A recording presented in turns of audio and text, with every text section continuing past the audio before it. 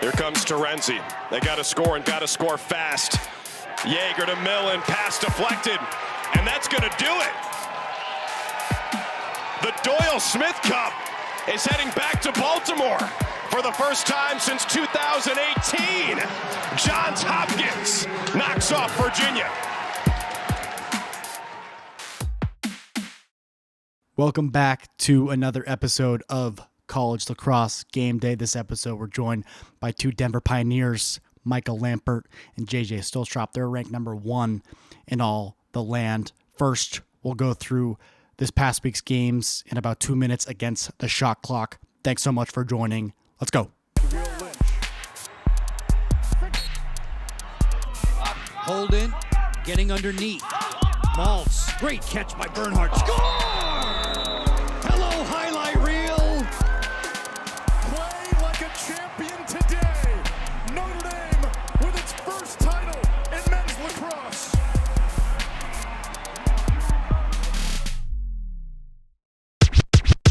Friday, March 1st. The Golden Griffiths didn't see the Viking raid coming over the horizon. They lose a hard-fought battle in double OT, 10-9. The Quakers shake the earth and send the Blue Devils back to hell. Penn 14, Duke 12. It was raining, it was pouring, and the Tigers were scoring. Princeton over UNC, 15-9. Saturday, March 2nd, I thought Dolphins were the smartest in the animal kingdom. Not sure why they visited Peter Barton Stadium on Saturday. Denver 15, Lemoyne 6. Senior day at Syracuse. They bounced back against High Point, 19-13. LI, you better keep an eye on the Sharks before they shark you. They beat Lowell 13-6. The Statesmen win the Electoral College 15-10 against the RMU Colonials. The Great Danes were just Danes. Saturday, the Minutemen saw the white in their eyes. UMass wins 12-11. Quinney beats Mary in the Battle of the Axe 15-12. Mason Oaktree leads the nation in save percentage and saves per game. Under the watch of their sacred inflatable eagle, unforced errors kill Marquette. They lose to Utah 9-8. The blue-blooded Blue Jays stun the Cavaliers at Klockner 16-14, leaving Tiffany and co. wondering, is Hopkins really back? In shining armor, the Scarlet Knights knock off Hofstra 13-8. The Hampton Pirates of the Caribbean continue their voyage bootyless. They lose 23-2 to the Seawolves. I guess it's mating season for the Stags. They beat the Friars 14-12. Navy burned the boats in the Boston Harbor and handed the Terriers their first Patriot League loss of the year, 16-9. Towson 17, UMBC 7. In a game that was black and yellow, the Tigers rip up the Retrievers to win by 10 bones. The only boring thing about Penn State Yale were the jerseys. The Nittany Lions prevail as Jake Morin is the hero in overtime, 15-14. The Highlanders continue to summit mountains and pillage anyone in their way. They beat Wagner 15-5. St. John the Apostle was nowhere to be found in Jacksonville. The Dolphins win 24-7. The Crimson lecture Vermont on advanced lacrosse theory and complex offensive movement. Harvard wins 15-12 to remain unbeaten. The Drexel Dragons incinerate Sacred Heart and blunder the treasure 12-6. Lord have mercy on Detroit. They fall to some model Americans at VMI who are 4-2, 15-12. The Battle of the Winged Helmets. The Wolverines steal the eggs and beat the Hens by 5. Michigan 13, Delaware 8. Death, taxes, and CJ Kurse getting to his left hand in scoring. Cornell 15, Ohio State 11. Colgate starts strong in the Patriot League. They beat a hungry Loyola team 14-11. Davis and Doolin combined for 9 of Buck 12's 12 goals to secure the Patriot League win over Holy Cross 12-9. The Bulldogs of Bryant get back on track with a win in the Big Apple against Manhattan, 12-7. The Brown Bears woke from hibernation too early. They go to the Capitol and lose to Georgetown 11-5. Richmond close to a double-digit over Binghamton. They win 19-10. Thanks to a fourth quarter comeback, Bellarmine secures a solid victory over Marist 11-10. Monmouth over the Mount 13-12 in overtime. Connor McRae does it for the Hawks. Wildcats had their head in the game. They beat Lehigh 14-8. Robinson and Colwell holding it down defensively. The Dartmouth Big Green get a win over Siena 12-11. Sunday, March 3rd. In a dogfight between an F-18 and a Hawk, St. Joe's 15, Air Force 11. America's team, the Army Black Knights, prevail over Lafayette 16-11. Duke 17, Princeton 8. Coach Janowski said they just played angry. 1-1 weekend for both squads. The second half surge helps the Tar Heels pass the Quakers, UNC 13, Penn 9. On a perfect day at Arlotta, the Irish reestablish their prominence 14-9 over Maryland. Jordan Faison is more than just a Sun Bowl MVP. Nail-biter for Binghamton. They beat the Mount in a tight one, 13-12. Villanova 13. Drexel 12 in overtime, down 11-8 going into the fourth. Villanova ties it. Then Thomas McIntyre scores in double overtime to slay the Dragons 13-12 on Tuesday. High Point kept it close with Georgetown, but the Bulldogs pulled away from the Pants 14-8. The Friars win by a touchdown and an extra point over Merrimack 17-10. Fegley over 70% at the X with 12 grounders. The Seawolves howl through the trees. Ooh! Stony Brook beats Dartmouth 15-12. Virginia 16, Bobby Moe 7. I know Lars was licking his chops to get out there with his wooden traditional. Rutgers beats Detroit Mercy 17-5. We've had a tough time remembering the Titans. Fairfield at Bryant. We patiently wait for the result of this contest.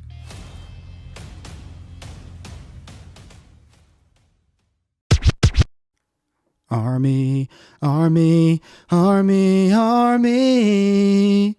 They should be number 1, but they're number 3.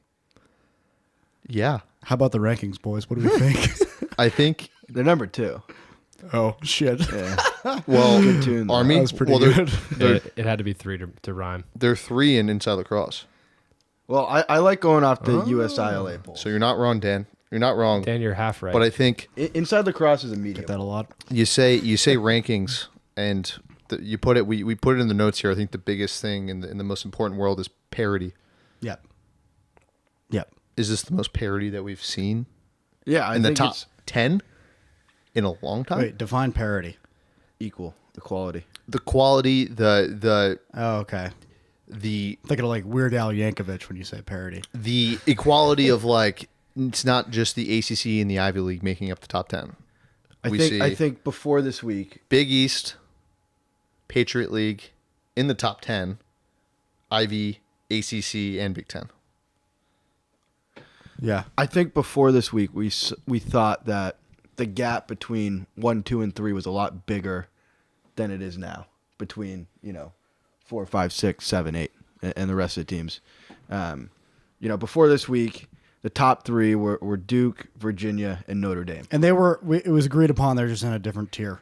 And Maryland too. God Yeah. tier. Yes. S tier, God tier. When you have a 20 kill streak, God tier.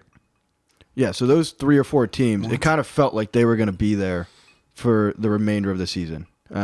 Maybe one of them loses and drops out, but it felt like Duke, Virginia, Maryland, Notre Dame were those top 4 teams, and those kind of felt like those were the teams we were going to see on Memorial Day weekend. After this week, though, right, all those teams dropped, with the exception of Notre Dame, who's at 3 now. But Denver and Army take those 1 and 2 spots, and then Hopkins comes back into that 4th spot. Duke, Virginia fall to 5 and 6, Maryland to 7, and then we kind of start seeing that parity with Cornell at 8, Syracuse 9, Penn State 10, Georgetown, Michigan, and the list goes on. But Yeah. the point is, like, is Denver really the best team in the country? Is Army really the second best team in the country? We'll get to the interviews in a bit with our guys, but I go into that assuming like it's no secret at this point, played for Hobart. By no means were we ever ranked a single digit, but we were 2019, like, Always teetering. yeah, top like 20. and it was like, oh my God, we did it, and and I don't know. Obviously you put it off. You're like, whatever. Like you can't really focus on it, and like in interviewing these guys, these Denver guys today, they don't care. They know it's just it's a ranking. It doesn't matter. Smoke and mirrors. It's everything that the media is talking about while there's no lacrosse for a week, but I don't think they know it doesn't mean anything. Mm-hmm. I agree with you. It's more so a reflection of their record to date, and that's it. And who they've beat. And the 2 teams at the top are undefeated. If they go and play Maryland or Cornell or anybody down the list, even Rutgers at 16, Richmond at 17, North Carolina 18, anybody could win any of those games, and that's where the parity comes into play. Parity is what's happening this week. Look it up. Parity. I think that's the word of the week, parody. Parity. Let's talk about some of these games. I want to talk about Penn Duke first. Mike, once again, we compared this game to the Georgetown Notre Dame game the week before. I wish we could had the budget to do extra editing to include a soundbite of you saying, you were certain this game was going to go a certain way, and it didn't. And the Quakers, man, what a huge upset for their program. Dan, I eat my words, and I would like to say, we're a bunch of stooges on the show. We are by no means professionals. We are obviously not professional gamblers, that's for sure. Nope. Don't do that shit. And don't do that shit. Yeah, definitely. But we love this game, and we talk about, just like anybody who talks about their respective sport, we talk about our opinions, and they might be completely wrong, and we have been wrong. And God, man, what a good win by Penn, and we got a lot to talk about in this game. We've also been right too. We have been right. Don't forget that. We have been right, and we have fun doing both right and wrong. But I think the big topic of conversation there is Brendan O'Neill, what he showed in that game, and how good Brennan Lavelle is. Yeah. Because I think he wasn't. You mentioned him last week. I think I didn't even mention him. He was unanimous Ivy League, first team Ivy League, honorable mention, All-American. He's a meat stick, man. He's a meat stick. He's a meat stick. And there's actually a video I watched. I don't watch too much like Lacrosse Network stuff. They do have some good content on like Instagram and Twitter and all that stuff. But they made a video. It's like how Penn shut down the best player in college lacrosse. And when you actually watch those clips and stuff, you just see how dominant Lavelle was in that matchup and what people can do to a man who has seemed unstoppable his entire career. Right. Yeah, maybe the answer is getting into him and really playing him physical. Every time you see Brendan O'Neill play, it feels like the defenseman's playing way off of him, kind of giving him that space, giving him that option to shoot from 18. But Lavelle was all up there, and he's a stocky, low center of gravity type of player, and maybe that's what it takes, really getting on his hip and making him uncomfortable. He was definitely uncomfortable because a lot of things they were showing was him literally giving the ball away to Zawada or somebody else to initiate the offense when he would get the ball, and it kind of looked like he was shying away from that matchup and shying away from being the guy initiating the offense. So maybe it is just a big physical meathead getting up in his face and really making him feel the pressure and feel the need to beat a really good defender. Right. And a lot more in this game to break down. Duke, it just looked sloppy. They weren't executing. We have the stat in their clears here, 16-22 against Penn, 17-for-17, clearing the ball. It's not the entire story, but it makes a big difference. And I think it tells a larger story of just how the teams played and the sloppiness of the game. The rain. Yep. Right, the weather. We forget it was pissing rain down there in Carolina for both games. Yep. At UNC and at Duke. Friday night, that is. Friday night. And another point, Penn goalie, Emmett Carroll, 17 saves. Yeah. That'll get you to win games. Sure will. Yep. Yeah, I mean, I think what this game tells us, is again on that point of parity. Like every team in the top 20 is talented. Every team in the top 20, every team in the Big Ten, ACC, Ivy, and a lot of these other conferences have studs, have guys who could play on any team in the country, right? And yes, when we think of Duke, right, we think it's a super team, and when we think of Penn, right, it's they don't have those guys, but when those guys show up and play to their fullest capability and clear the ball at 100% and have 17 saves from their goalie and shoot well and play a clean game, anybody can beat anybody. That's why you show up and play the game. Yeah, Gabe Fury looked like he was channeling his inner Sam Hanley in the game. It just kind of showed through. Our next game here I want to talk about Hopkins, Virginia. A huge win for Hopkins. And one thing I want to highlight, we included this in the introduction to the episode. On the play-by-play call, a man named Drew Carter. I want to shout him out because he did an excellent job on Saturday. Drew graduated from Syracuse University in 2019. He won the Jim Nantz Award as the nation's most outstanding collegiate sportscaster in 2019. He now works with ESPN. He's a studio host, a play-by-play guy. He also calls games for the Celtics. Just want to give him a shout out because lacrosse, we need some great voices, and his is great. We love Anish. We love Quint. We love those guys. Matt Schick's been doing a great job, but Drew, stick with this sport. We need you. Yeah, he's a rising star in the industry. I think the best commentators that we see are guys like Anish Shroff and Quint Kesnick, guys who do other sports and commentate big-time games and understand the atmosphere and how much people care and how many people care. And if you get a guy like Drew Carter in the box, right, it just makes the broadcast so much better. Yeah, he's palpable. Enthusiastic. He's energetic. He's got the right terminology. He's breaking down the game. It's a far better product to watch when you have guys like him in the box. Definitely. Enough of us with that. Let's talk about this contest. Scott Smith looked really good. He was the player I had my eyes on the whole time as, a fan of great defense, but awesome game. Awesome game. Scott Smith is one of those players too that, like, even if you aren't honed in on defense, like me and you, Dan, who love defense, he's just a player who you are attracted to as far as where your eyes are going. 'Cause he's all over the field. Yep. He's shooting the ball. He's up and down the clear. He's running the full field. And he plays some good defense, man. And they play some good team defense. They play well around him. They play well on picks. And I will say I was wrong. I said if Schellenberger had more than 5 points, they might be in trouble. Schellenberger had 6 points, and they still won. I didn't expect Hopkins to put 16 goals in. Yeah. But they did. Yeah, and I mean, like, in between the lines and all the team statistics on Hopkins, they're a top 5 team in a lot of things, right? Their defense is top 5. They have one of the highest clearing percentages, a top 10 clearing percentage in the country. They have a goalie who's saving the ball against around 60% in Chase Ireland, and I think he played unbelievable in that game. I think that was the best he's looked in his collegiate career. I know he's had a ton of great games for Cornell back in the day, but he looked extremely confident, extremely, all over every shot that was coming from that Virginia offense. Hard. Yeah, go ahead, Mike. Another shout-out player who I think stood out to me and maybe who I haven't recognized yet, but Matt Coulson, midi, Hopkins, sophomore midi, 16. He had that goal that put him up by like 2. Coming up the wing, shot running away from the goal. Yep. Looked so impressive. Yeah. He's number 4 on the team in points as a sophomore, and he's going to be a player to watch. He's a matchup nightmare for a shorty. It's impossible, I think, not to root for Hopkins in that game.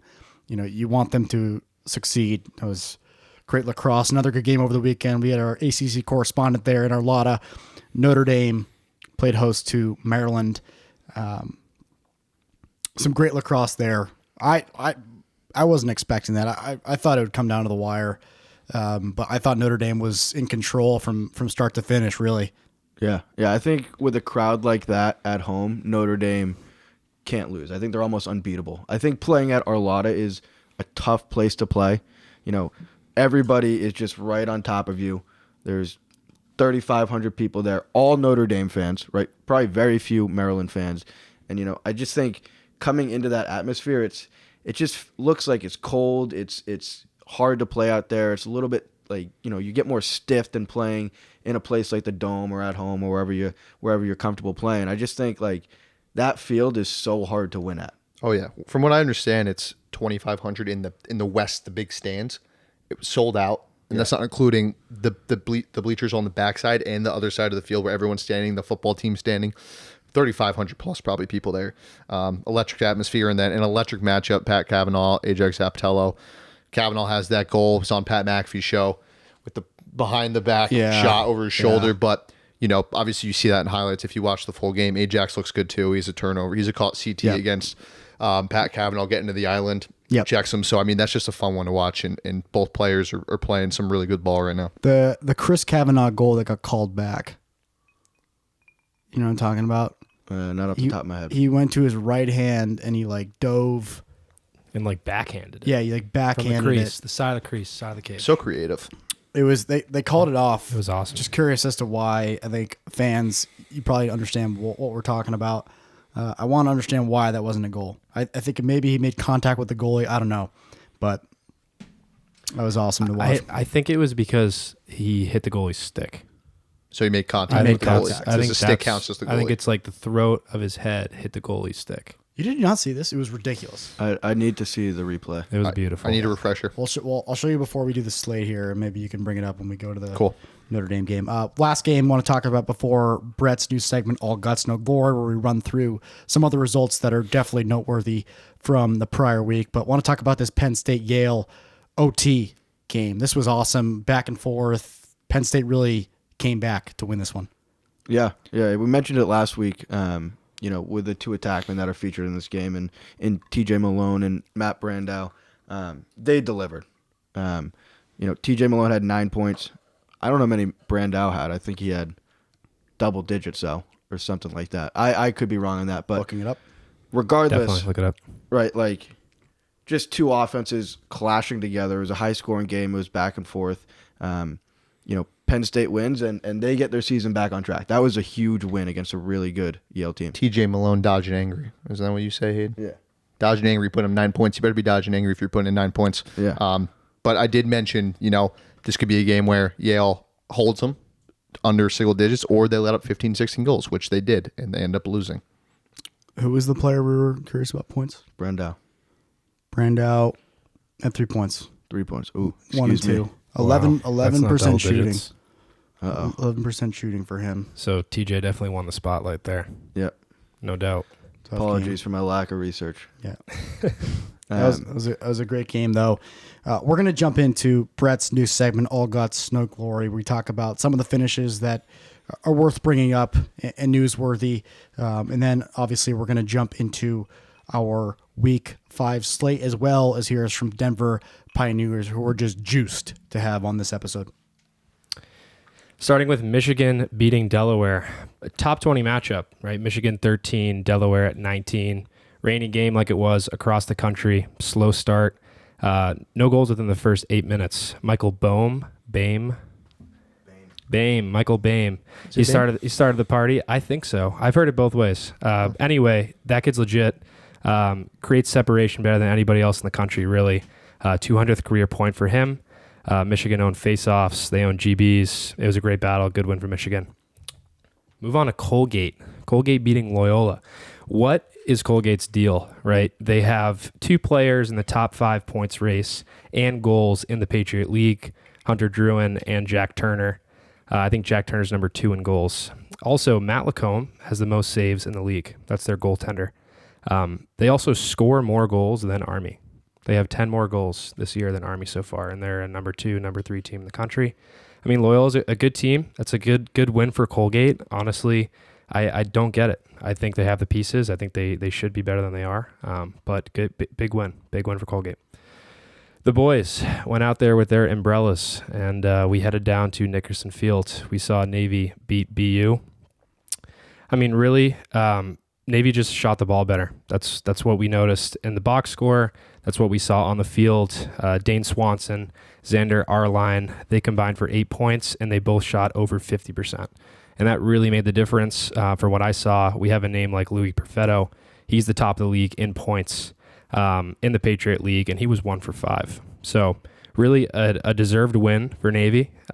Thanks for the hospitality, Tommy Burke. You definitely have no idea who I am, but the Legends concession room was a pleasure at BU. Thank you for the bagels and the harpoons. Much appreciated there. Absolutely. Thanks, Tommy. Thanks, Tommy. Now on to Quinnipiac and NJIT. They're still undefeated, folks. We've mentioned NJIT quite a bit.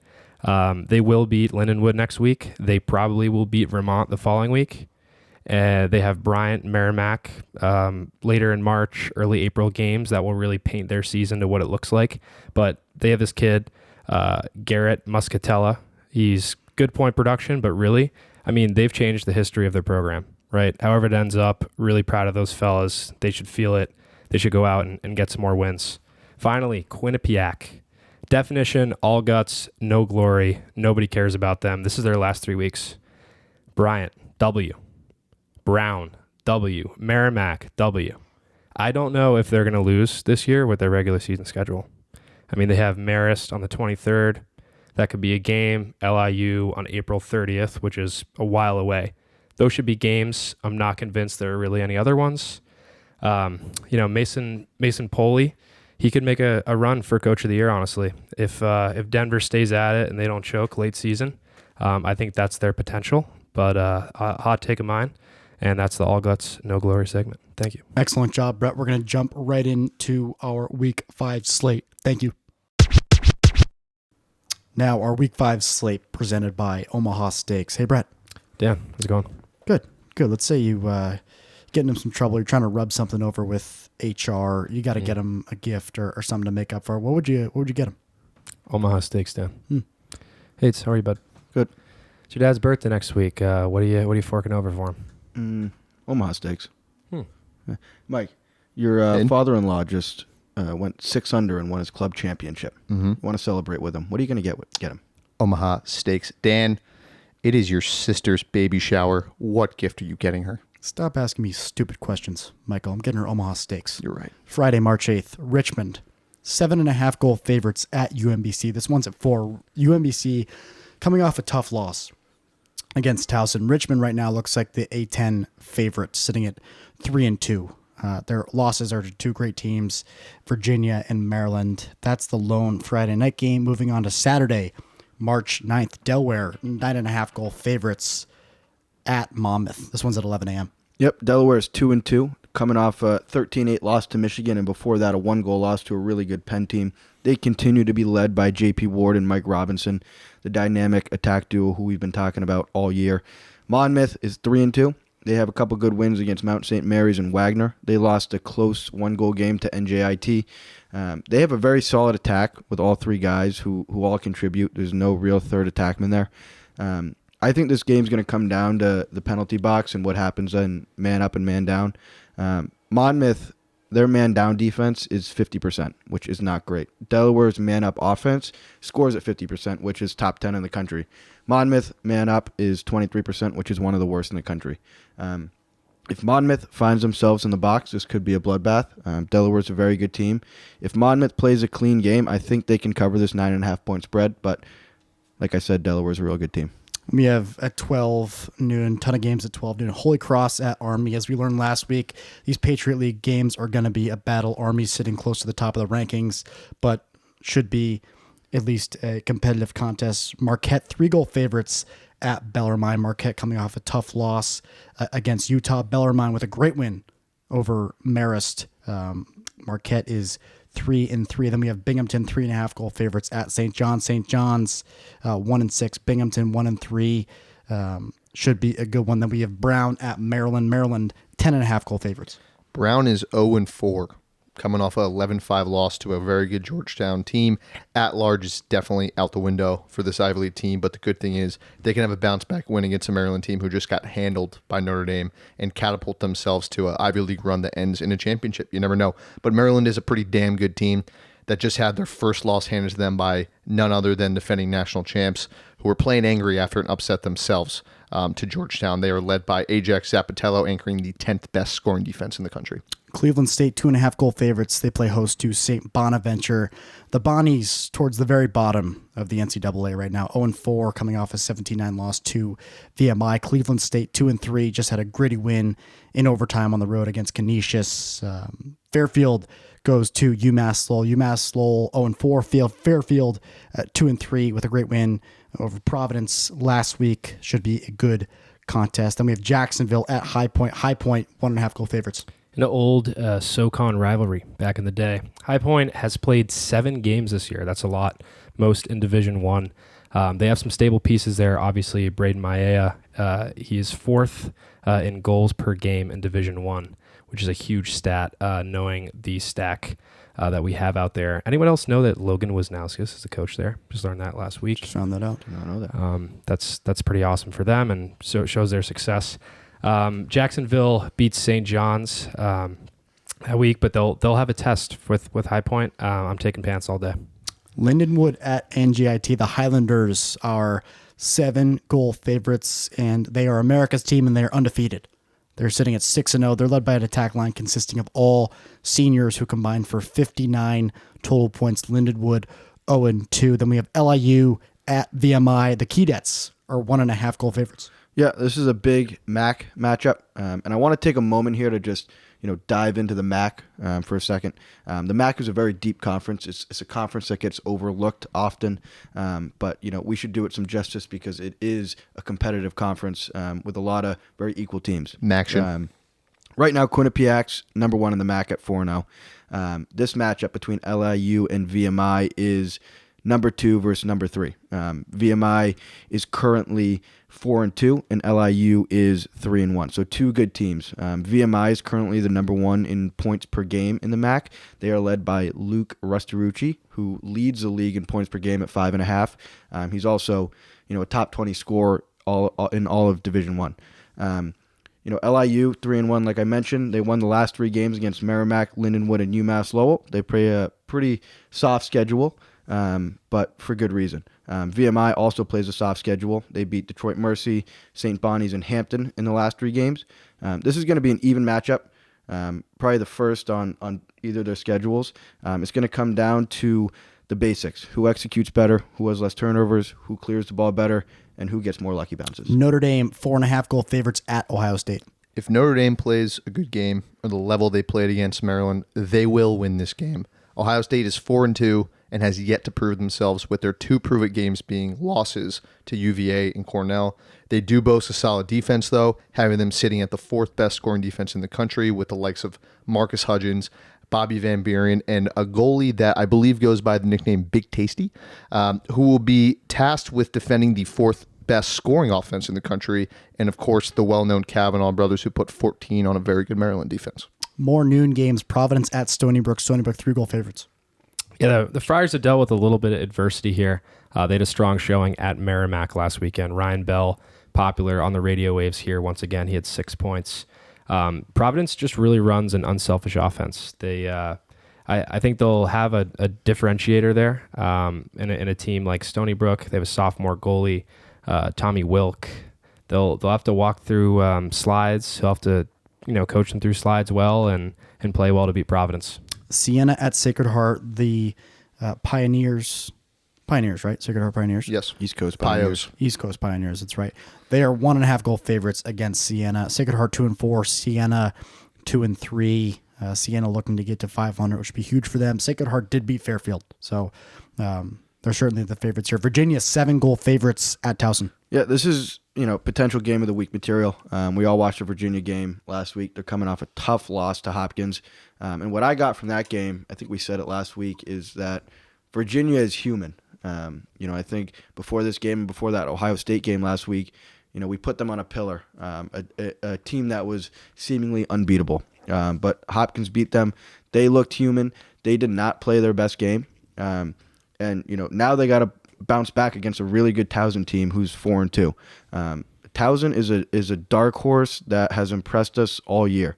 They beat a really good UMBC team last weekend, 17-7. If they win that Loyola game, which happened 2 weeks ago, it was an OT game. They're 5-1, and they're probably a top 15 team. The big thing in this one, Towson is very similar to Hopkins. They have a really solid defense, allowing 8 goals per game. They're a top 10 clearing team in clear percentage. Towson has a great man up and a really good goalie, saving the ball around 60%.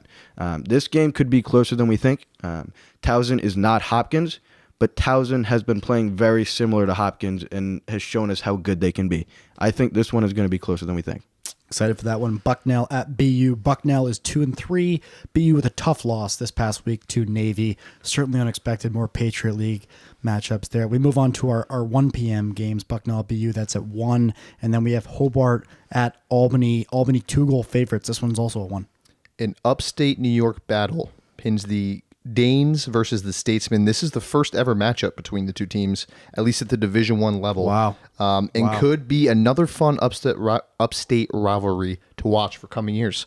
Hobart is 2-3, coming off a much-needed win over Bobby Moe, and Albany is 0-4, but they have 3 1-goal losses, most recently a 1-goal loss to UMass, 12-11, a very good UMass squad. Hobart is number 3 in the country at the dot at 65%. They seem to have a 2-headed monster at the moment in grad face-off man Adam Shea and rookie face-off man Mike Valent, which could be very important in this game. Hobart is led by senior attackman Anthony DeTalis, who has 15 points. Albany's led by sophomore attackman Silas Richmond, who has 13 points. I personally might be at this game depending on the rain. We will see, but maybe some boots on the ground. UNC starts their Long Island vacation at Hofstra at 1 p.m. They are 7 goal favorites against the Flying Dutchman. Yeah, I mean, I don't know why they'd leave heaven to go to Long Island, but that's what Bresci and Petro do, is they call the shots. UNC's strength of schedule for the next stretch is a little bit of a shock. Dom Petramala leads the Heels with 20 points. Logan McGovern and Owen Duffy follow him with 18 apiece. I think this means they could really just do more from the midfield on paper, initiate through that in the offense. Hofstra is a 500 team, middle of the pack in the AAC. I think the Heels should roll here for sure. ACC there. Pennsylvania matchup. Penn 2 goal favorites at Villanova. Yeah, Penn is 2-2. They obviously are coming off that big Duke win, and then that UNC loss. Villanova is coming off 3 big wins against Colgate, Lehigh, and Drexel, who are all very solid teams and have won big games. So Villanova is a promising team. For Penn, James Shipley is one of the best midfielders I've seen this year. He's the brother of former Clemson running back Will Shipley. He is an unbelievable athlete. He's kind of like one of those football players like Xavier Arline or Jordan Faison for Notre Dame, right? He's just uber athletic, and he gets so much separation and creates so much offense for the Quakers. Villanova is similar to Penn. They come out of the box a lot on the offensive side. A lot of their initiation comes from Mason Reale, who comes out of the box. He's an attackman. They have a lot of attackmen running out of the box and filtering through. I think what we saw with Penn Lacrosse in their game against Duke is that they can beat anybody. And then what we saw 2 days later in their loss to UNC was that they can lose to anybody. This is a statement game for Penn. If they win this game, they are a team that could be playing in May. They are that good. They have that talent. They just need to put it together and weather the storm that this Villanova team will give them. Yeah, it's going to be tough. Ivy League teams will be fighting for that at-large spot. Vermont at UMass. UMass is in that A10 favorite conversation. Most would say Richmond, but they sit at 4-1. Their sole loss being to Army, who is number 3, number 2, according to whichever poll you look at. UMass has a veteran attack, all senior-led line consisting of Mason Bregman, Carter Castillo, and Mike Tobin, who are totaling for 44 points at the moment. Vermont is having a disappointing year thus far, sitting at 1-4 and coming off a 15-12 loss. That doesn't mean that they are a bad team. And a winnable game against UMass could give them really good momentum before they enter a wide open American East. Quinnipiac, 3-goal favorites at Canisius. This one's at 2. Not sure about the spread here, being 3-goal favorites as an undefeated team with the best goalie in the country. Leads the nation in saves per game and save percentage. Interesting spread. Might try to feed my family this one. It's at 2 p.m. Next game, Duke, 8-goal favorites at Loyola. This one's at 3:30.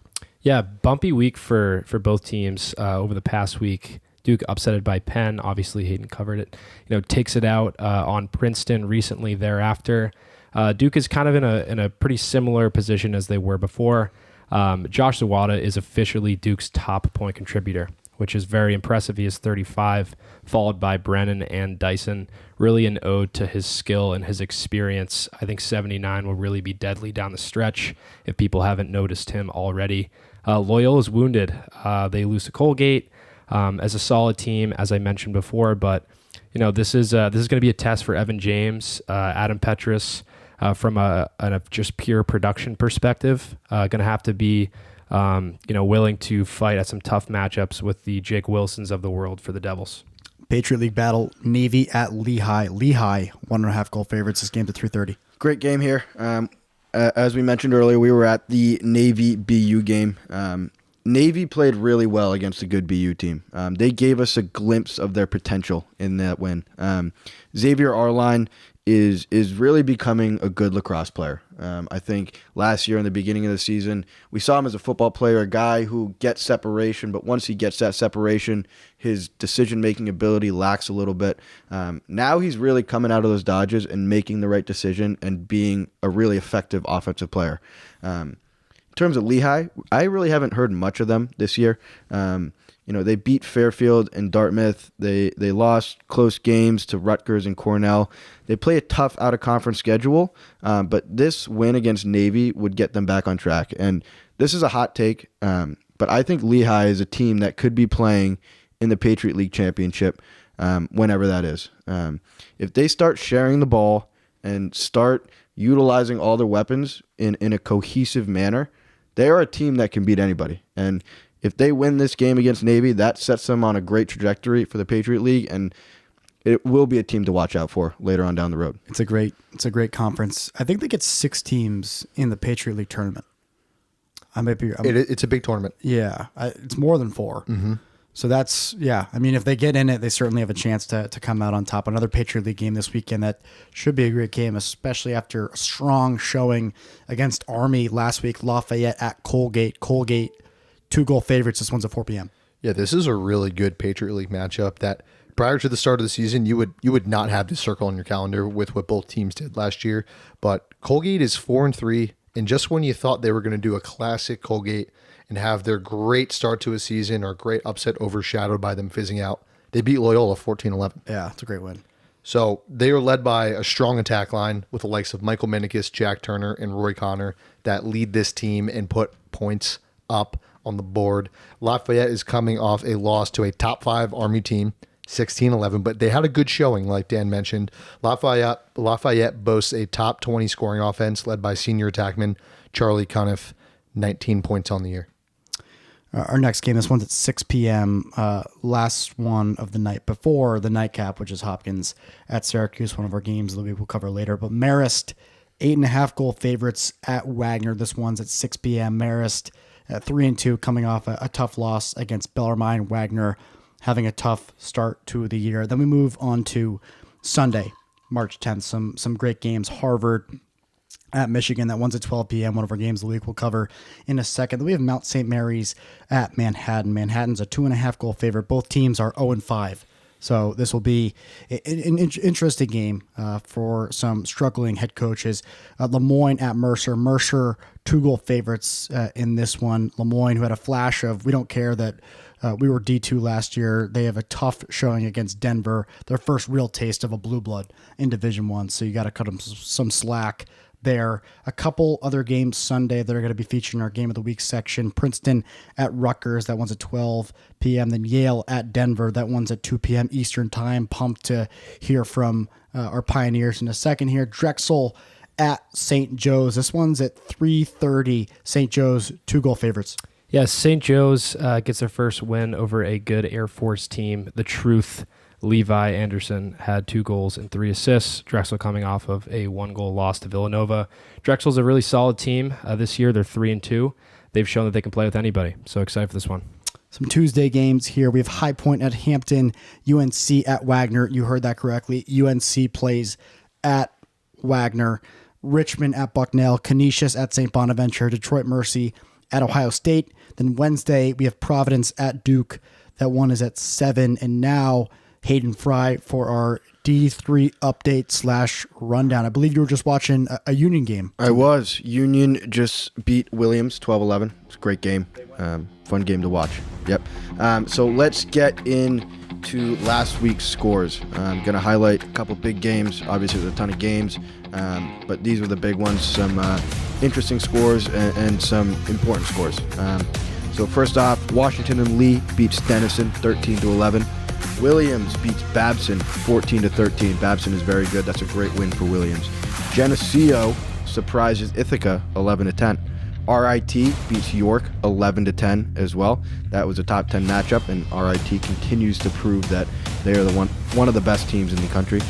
Middlebury beats a really good Amherst team 17-11. Middlebury's off to a great start this year. St. Lawrence beat St. John Fisher 12-8, and Union won a tough game 13-12 against Springfield. There's a couple games today on the night we're recording. Just got finished watching those. First one was RPI beating Middlebury 14-12, which was a huge win. That was number 8 versus number 6. Honestly, a surprising win for RPI. I thought the way Middlebury played early, they were going to win that game, but RPI battled back. They have some studs. They're going to be a good team this year. And what was probably the best game of the night was Christopher Newport at Tufts, number 4 versus number 3. Tufts dominated at Bellow Field. They won 18-10. And the last big game of the night, as mentioned, was Union, number 11 team in the country, versus Williams, number 18 team in the country. Union won 12-11 to move to 4-0. They are playing great, and they have a tough out-of-conference schedule coming up. But they're a team to watch out for this year for sure. Couple more big games coming up this weekend. Middlebury, number 6, travels to Bowdoin, number 9, which is going to be a great game, big NESCAC game. Salisbury plays number 10, York. We'll see if York can make a statement and knock off the number 1 team in the country there. Muhlenberg will go to Union. I think it's the first ever matchup between these two teams. Muhlenberg's a tough team, but Union's been rolling this year, so we'll see what happens there. MIT goes to RPI. MIT just lost a close game to Endicott tonight. but they're a well-coached team and a lot of promise for them. And then Middlebury has another quick turnaround. This is very interesting. They play Bowdoin on Saturday at Bowdoin, and then they go to Babson on Sunday. Back-to-back games for Middlebury. Maybe they're getting ready for May play, right, in Division III, the NCAA tournament. In those first couple rounds, you've got to play back-to-back games, so maybe they're preparing for that. But, they're playing two real good teams, and that's going to be a quick turnaround for them.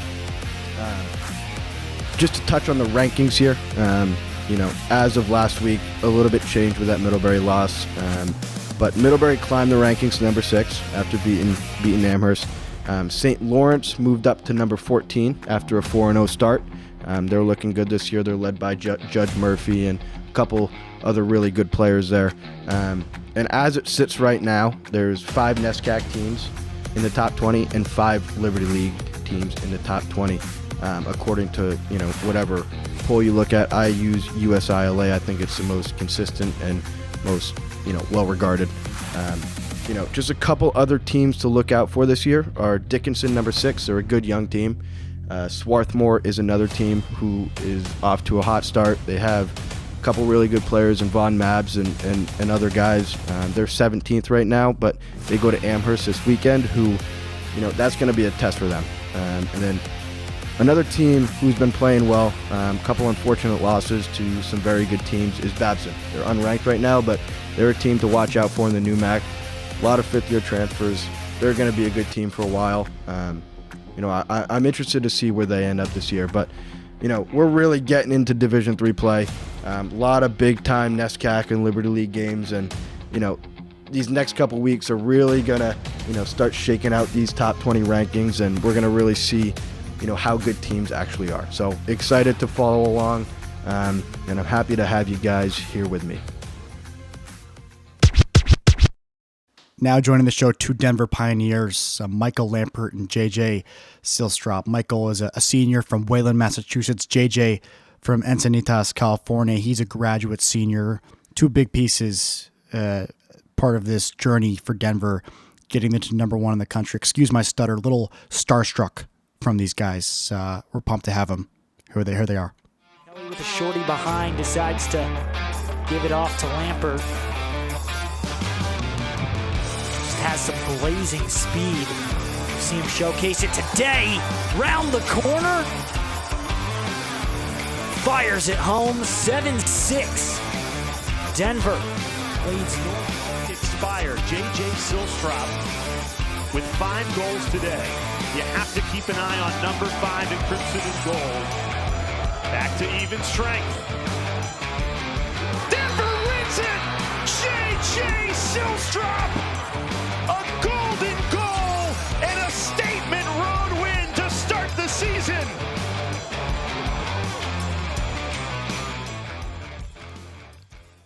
Mike, JJ, thank you guys so much for joining the show. Yeah, Dan, thanks for having us. Appreciate it. Thank you. Of course. I appreciate both you guys coming on. Might be weird here with both you guys trying to answer questions, but don't worry about it. We'll take whatever we can get, but we're juiced to have you guys both on, especially with the big news right now in the lacrosse world. This week it's Denver. You guys are ranked number 1 for the first time since 2017. Of course, it's early in your journey, but this is certainly an accomplishment. But want to ask you guys, as leaders of the program, what does this mean for your team as you look forward and move forward in 2024? Yeah, I think, rankings don't mean anything right now, especially in early March. And that was kind of the message that we wanted to share to the team, that, the job's not even close to being finished. And obviously we still have a lot of work to do and a lot of room to improve. So that was kind of the message we had to the team. Definitely. That's great to hear. Yeah, guys, I have a question for you. So I was recently out in Denver for work. I did a ski trip at Crested Butte. Colorado is beautiful. It's a breath of fresh air every time you go out there. What is it like walking around that campus and brand new Peter Barton Stadium every day? It's the best stadium in college lacrosse. And I know for me, especially being a West Coast guy, just what an incredible opportunity it was to kind of be able to stay close to home, so it was easy for my family and friends to come out and see some games.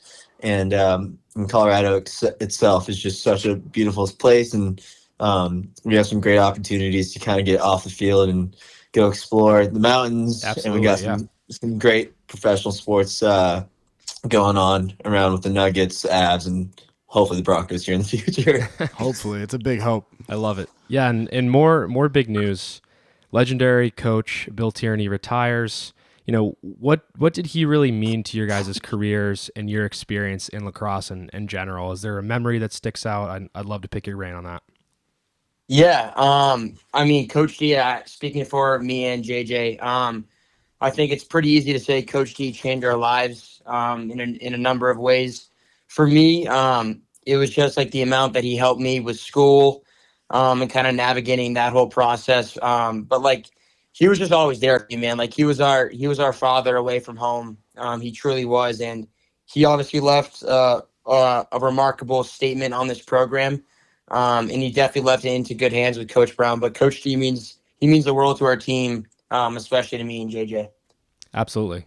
And speaking of Coach Brown, he's taken over. I mean, my observation, he's steadied the ship pretty well, keeping the guys not too high, not too low.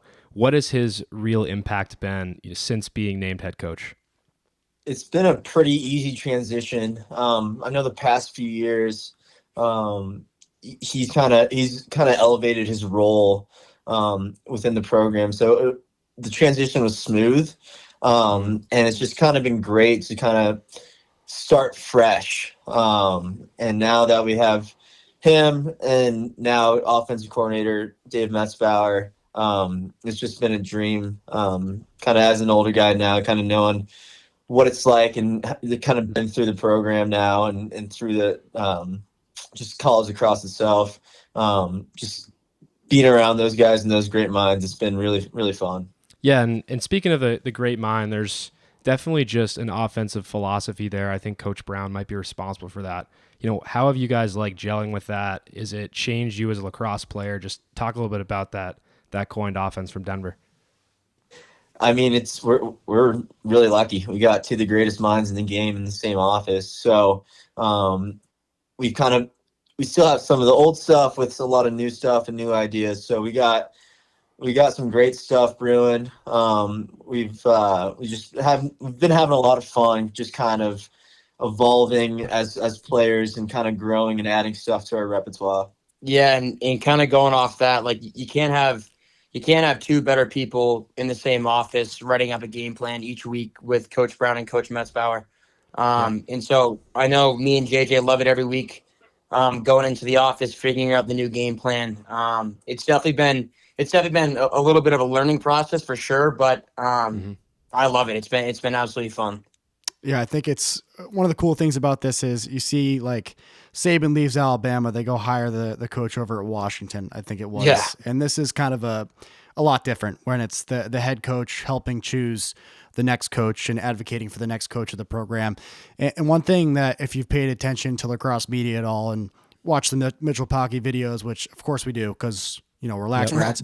Of course. You hear the term and Coach Brown saying Denver is a lacrosse school. And I mean, I believe it as an outsider, but I want to hear it from you guys. Like the culture carried over from Coach Tierney to Coach Brown, the list of alumni that you guys have, who I assume have to be involved somehow in helping you guys and mentoring you as young players. Would love to hear kind of what Denver being a lacrosse school and what Denver lacrosse means from each of you. Yeah. Listen, I mean, the last few years have been tough, right? We've lost to Georgetown in the Big East Championship the last few years. We haven't made it to the NCAA tournament since I was a freshman. JJ was a sophomore. It's been a very frustrating time because we've known that we've had the roster to do so and to make it far into May. We just haven't gotten the job done. And now it's, say whatever you want about the rankings, but we've always believed that Denver is a lacrosse school with the coaches that we have and the players that we have. And we're just finally ready to kind of pick up those pieces and hopefully get the job done this year. Yeah. And then kind of touching on the alumni side is we're just surrounded by some of the greatest people. Coach Tierney really made an effort to recruit the person more than the player. And so we've got a couple programs and alumni that reach out that help us kind of, as the older guys, kind of look for jobs and just kind of pass down wisdom. And it's just a great place on and off the field. Yeah, definitely. And speaking of jobs and talking to alumni with those more career advice conversations, and this might be a tough question to answer, but I do want to ask it because I do think a lot of people are curious.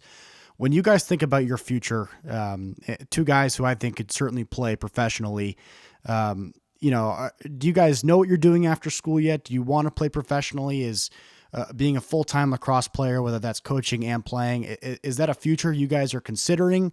Would just be cool to hear for some of our younger listeners. I mean, for me personally, I would love to stay in lacrosse as long as I can.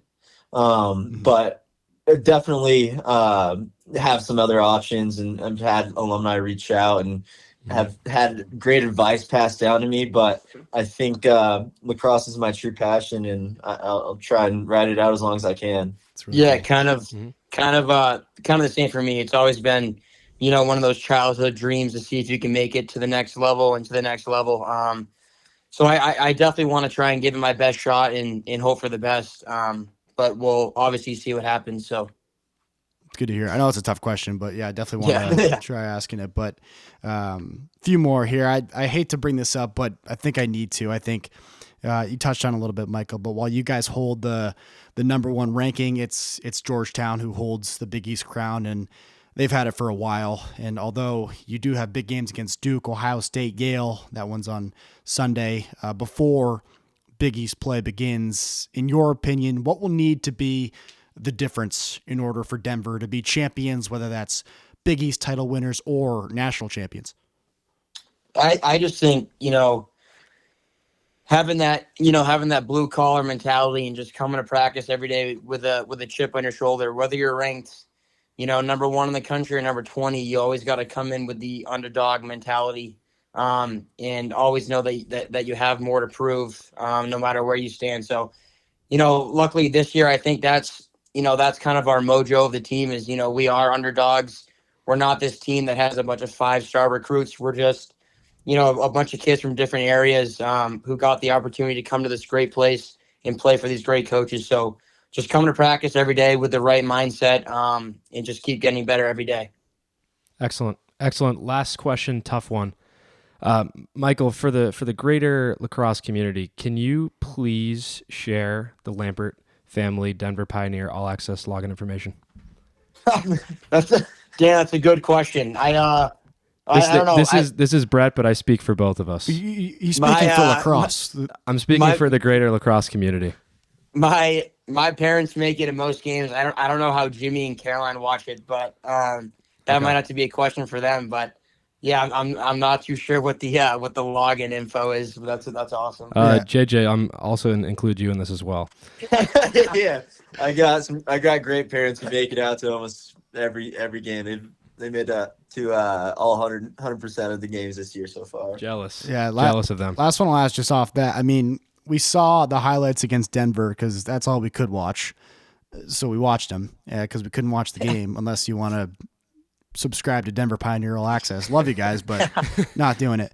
But I mean, you got 3,000 plus in attendance, record-breaking crowd. They said on the call. I don't know if it was or not, but what was that game like? Because that must have been wild, and we didn't watch it. So fill us in. Didn't watch it.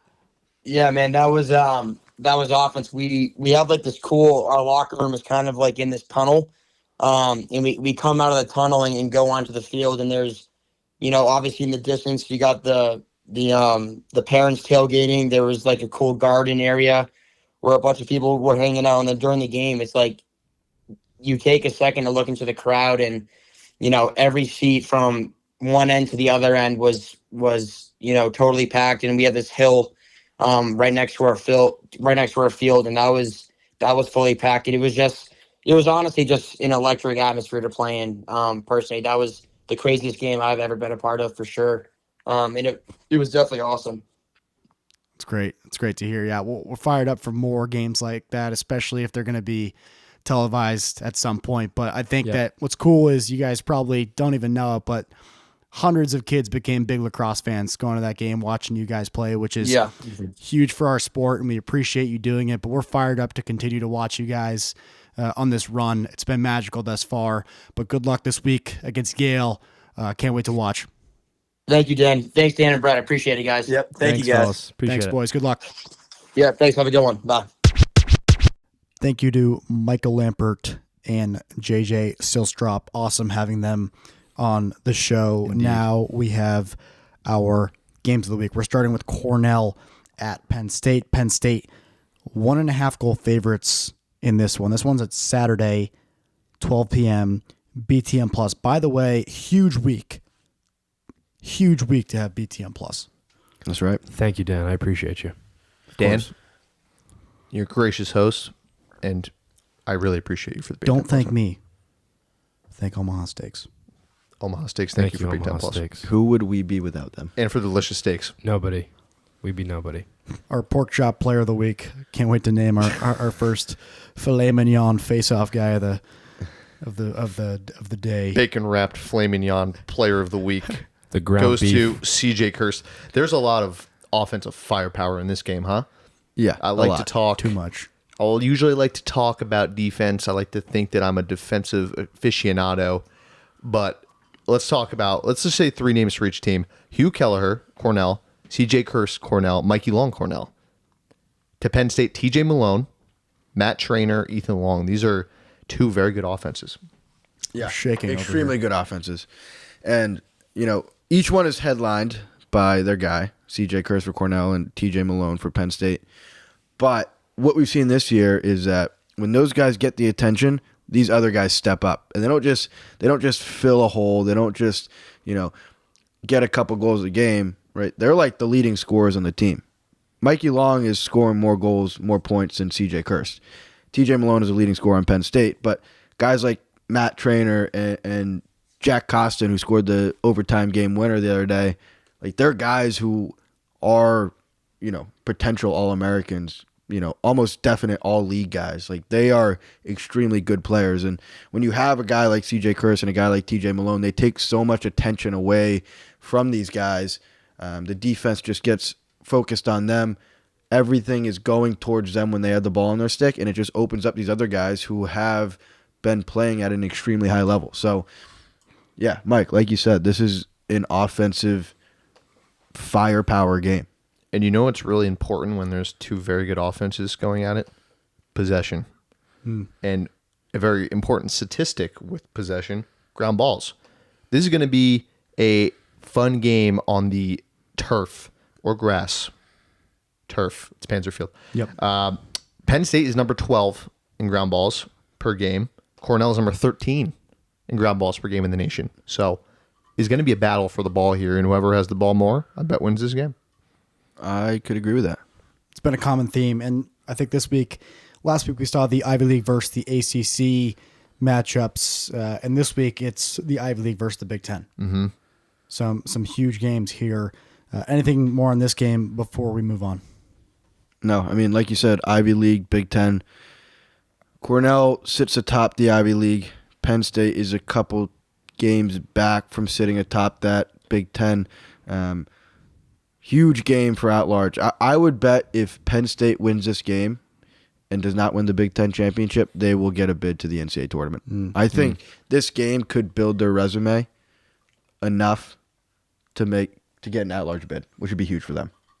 And then I would say, just to get into some history real quick here, Penn State is 4-3 all time in the matchup against Cornell, and Penn State won last year 10-6, and just to reminisce a little bit about some good lacrosse. Yes. If you remember, I believe it was number 1 versus number 2. It was a top 5 matchup.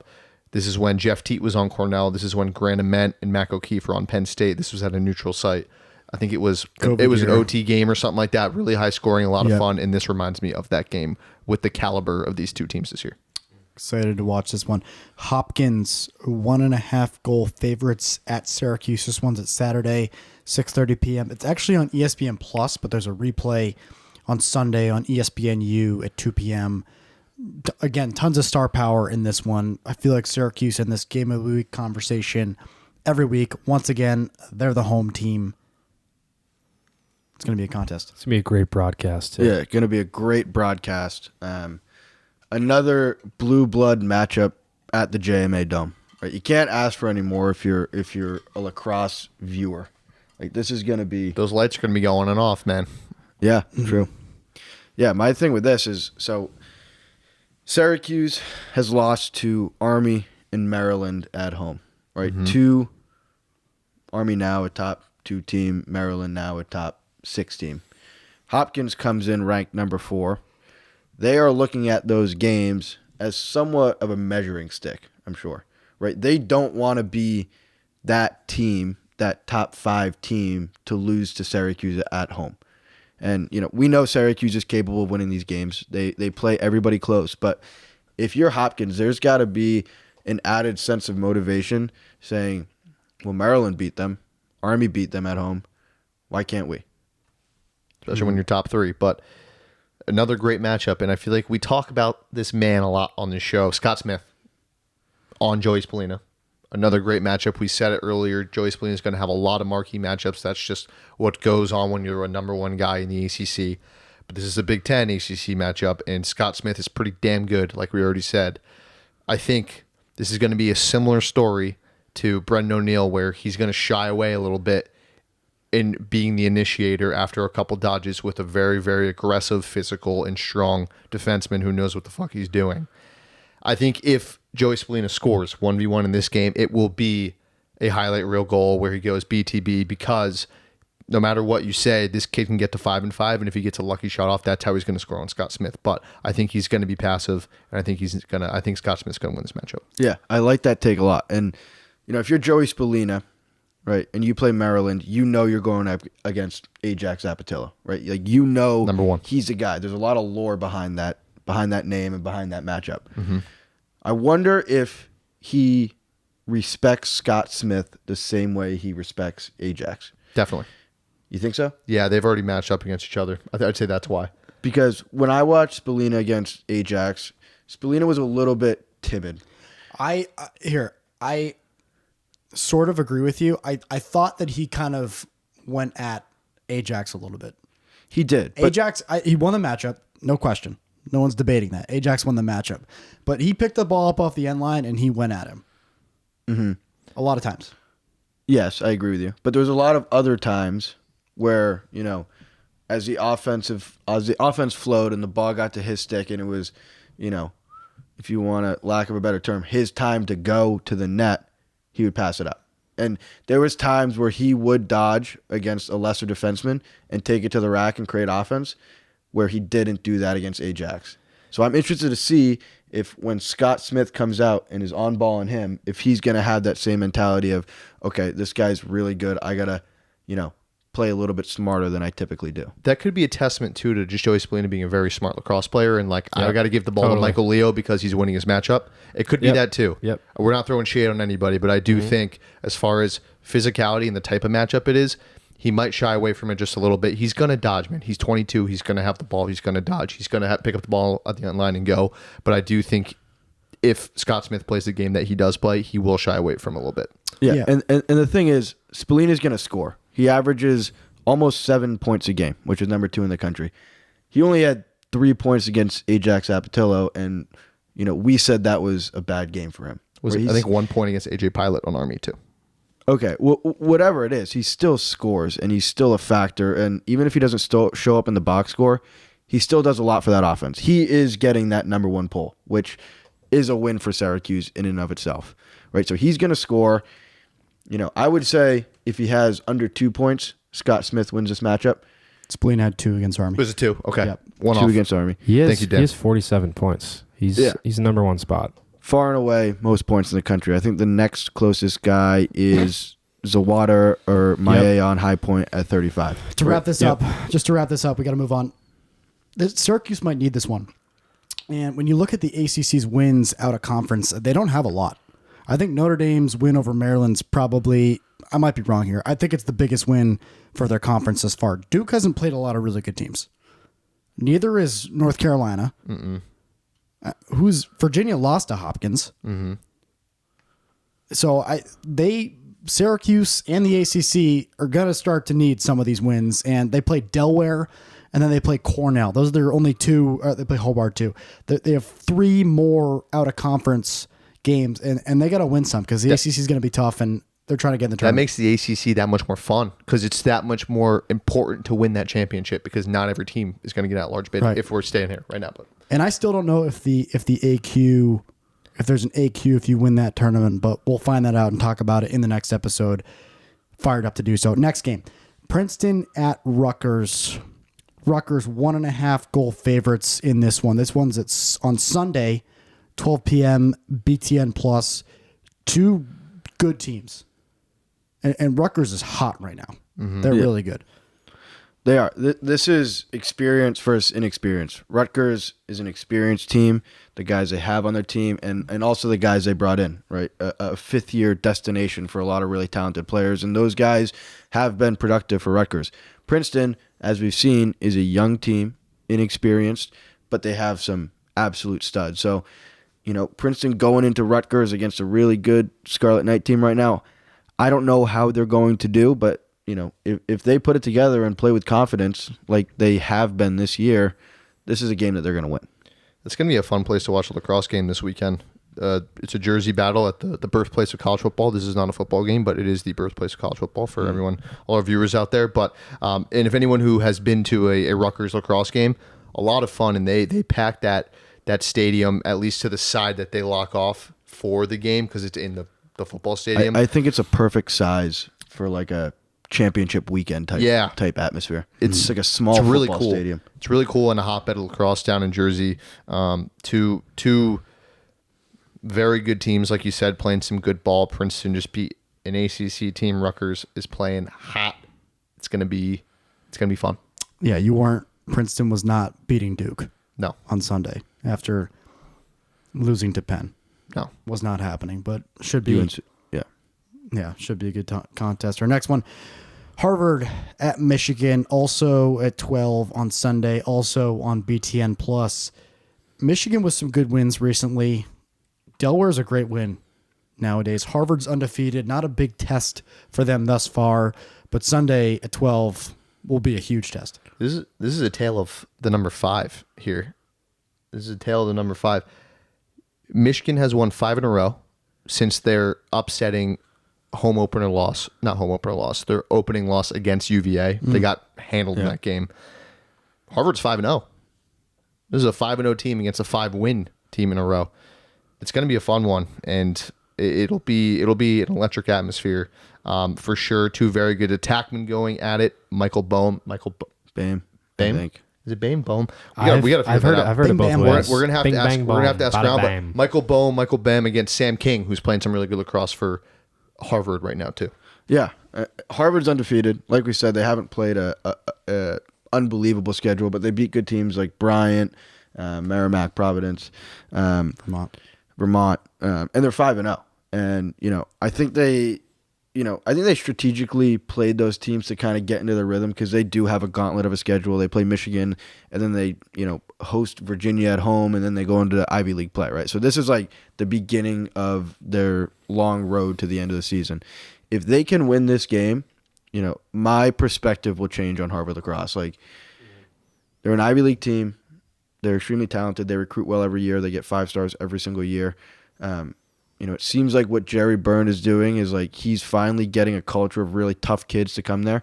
Not to say they haven't been tough in the past, but they're tough and skilled now. And like they have a lot to play for. They're 5-0. I think that's got to be the first time in years since they've been 5-0. So, winning against Michigan would be a huge win, but Michigan is red hot too. Like they're a Big Ten team. We saw them come out a little bit slow in that week 1 loss against UVA, but since then they've turned it on, and they are a very good team. Very good team. It'll be a great matchup. That one's in Ann Arbor. Our last game of the week, Yale 1.5 goal favorites at Denver. Damn. I love this game. Wait, is that right? Yes. Yale's a 1.5 goal favorite in this game. Oh, I don't know about that actually. Let's double check that. Double checking. But for while you guys are double checking, this Yale's a 1.5 goal favorite. This game Yale's a 1.5 goal favorite. That is unbelievable. Really? Yeah. How? That's broken. Family. Dude, this game, I was literally just about to say this game would be more fun if Yale didn't just lose to Penn State in overtime. I don't know how they're favorite over the... This game should be brought At by Denver. Omaha At Steaks. Denver. At Denver. Against the number 1 team in the country. Both teams have... These two teams maybe have the best 2 lacrosse facilities in the country. Pretty damn cool. Am I Too wrong? bad. Yep. I was going to say good that Yale lost because it's still a great game, but not as good as if Yale won Yeah. because we can't fucking watch the game. Yeah. Yeah. It's, Oh, we can't watch this game. No. It's Nope. at Denver. Nope, we can't watch it. I mean, we could buy it. Should we just fucking buy it? Let's just buy it. I want to watch. Mike, 2 JJ, p.m. just get us a discount or it's something. I'll split. It's at 2 on Sunday. I'm not doing anything else. Yeah, we'll split it. We'll chip in. Yeah, We're gonna be maybe we crying. should. We'll chip in. Maybe there's like a month long subscription. I sent them a complaint this morning. Keep talking about the game. Read Sorry, it. I'll bring You this should up. read it to the But viewers. this will be a good contest. Obviously, we heard from 2 Pioneers earlier, which was awesome. But one guy in Denver who I love, AJ Mercury, say that name right, the defender. He's had some big goals in big games over the years.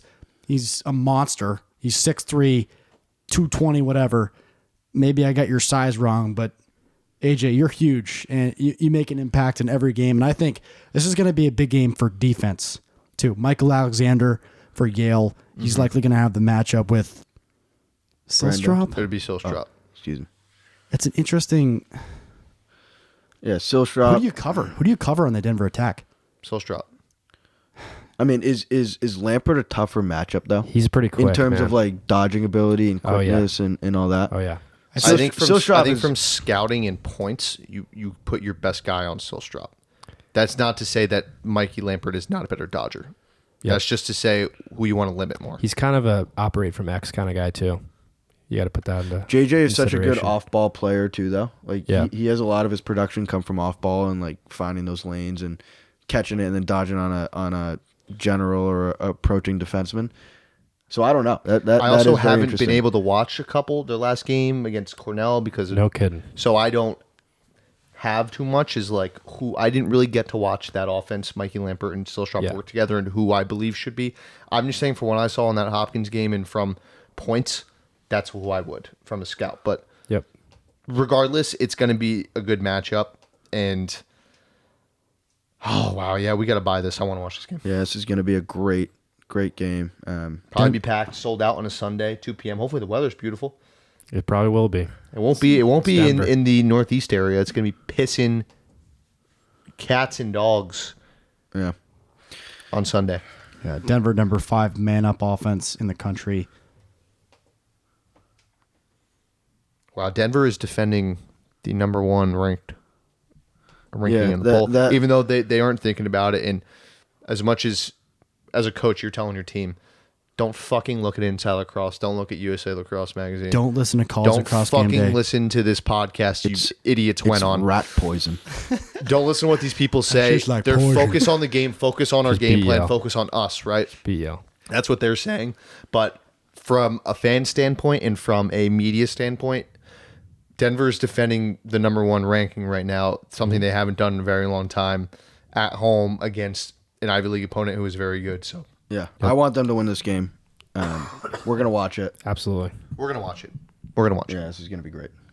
Yeah, I filed a ticket on Denver Pioneer All Access, pretty much just complaining to them about the growth of the sport, and if you call yourself a lacrosse school, how can you charge fans to tune into this matchup? But we're juiced, to say the very least, for another week of college lacrosse. Get BTN Plus if you don't have it, because you're gonna need it to watch 3 of the 5 games of the week. Thank you guys for joining us. We're fired up, juiced, amped for another week of lacrosse.